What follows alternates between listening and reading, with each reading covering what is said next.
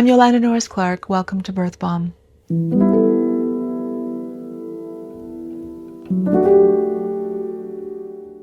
I received the following message today in response to a post of mine in which I shared the fact that I am 44 years old, I'm pregnant with my 11th baby, and that I choose not to pathologize my experience of pregnancy and birth in any way.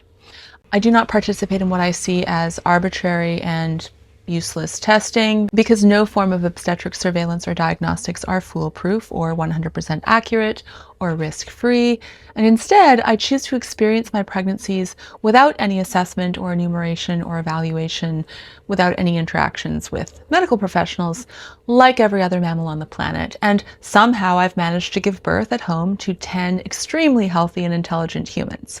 Now, some say that's just luck or a miracle, but in my opinion, I am protecting my children by declining to participate in the obstetric industrial complex, and to each their own. That's what informed consent is all about, right? Anyway, a person responded to this morning by saying, make sure you have your affairs in order and that you do not ever seek sympathy, support, or money should you or your child die or have complications from this ridiculous behavior.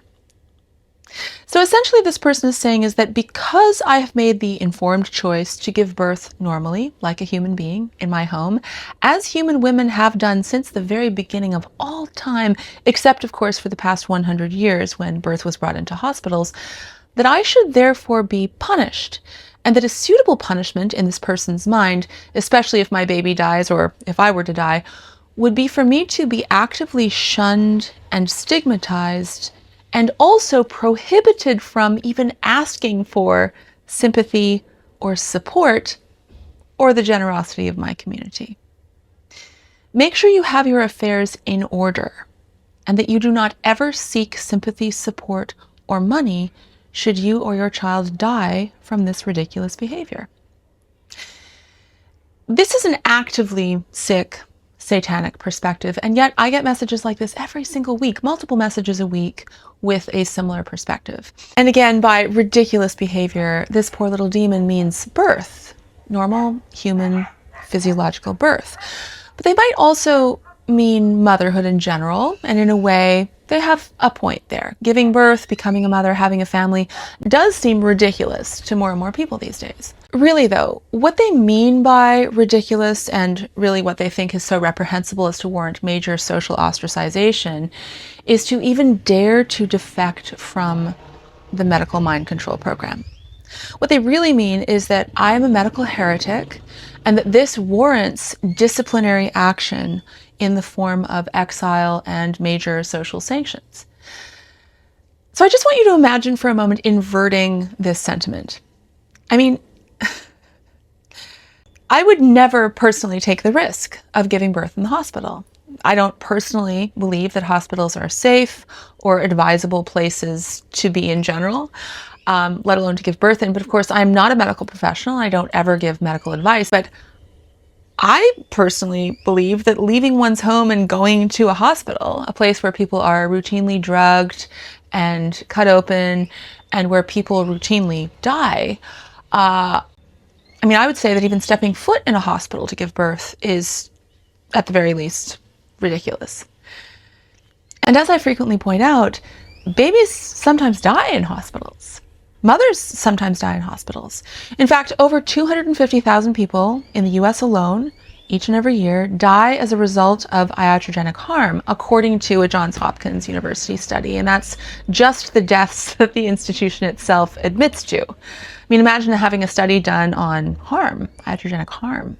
Obviously, that's never going to happen, but really, you're planning to give birth there? That just seems ridiculous. But imagine for a moment if I were to approach a pregnant mother who was planning to give birth in the hospital, again, a place that I personally think is quite dangerous, and I were to tell her that she'd better prepare herself to die. Get your affairs in order. That's what that means. Given her ill-advised birth choices, she better get her affairs in order, and that if she or her child does die, she must not ever even dream of seeking sympathy or support or money. given how ridiculous her decision was to give birth in the hospital in the first place. Imagine saying something like that to a woman getting ready for her birth process. Surely most people can see what an evil thing that would be to say to a mother planning an institutional birth. And if you're confused, let me spell it out for you.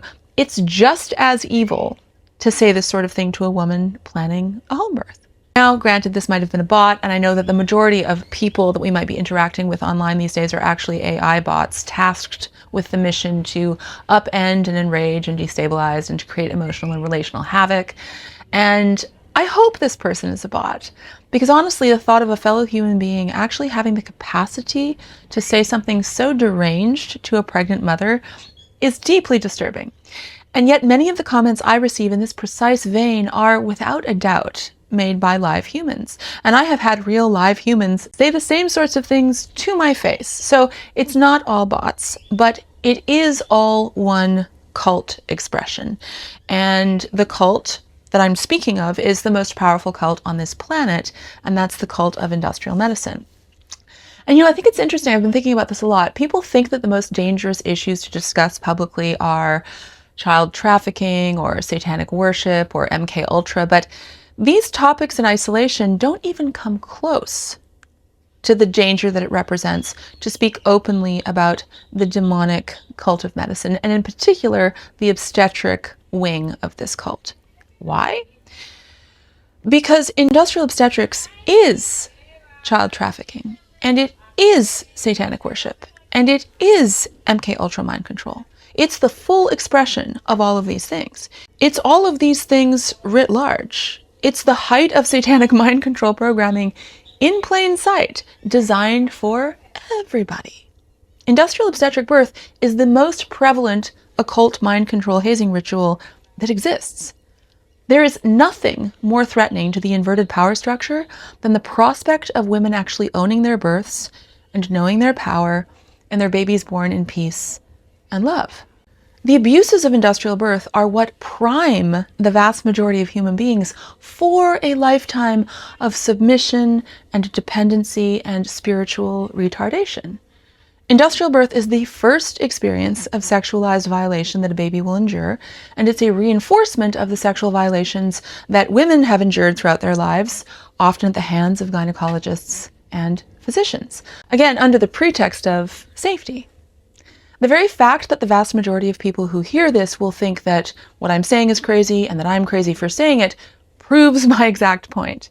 The very fact that the vast majority of people think it's just normal for a woman to allow strangers to insert their hands into her genital orifices while she's giving birth, and then to take the child away from her after it's extracted from her womb, proves my entire point.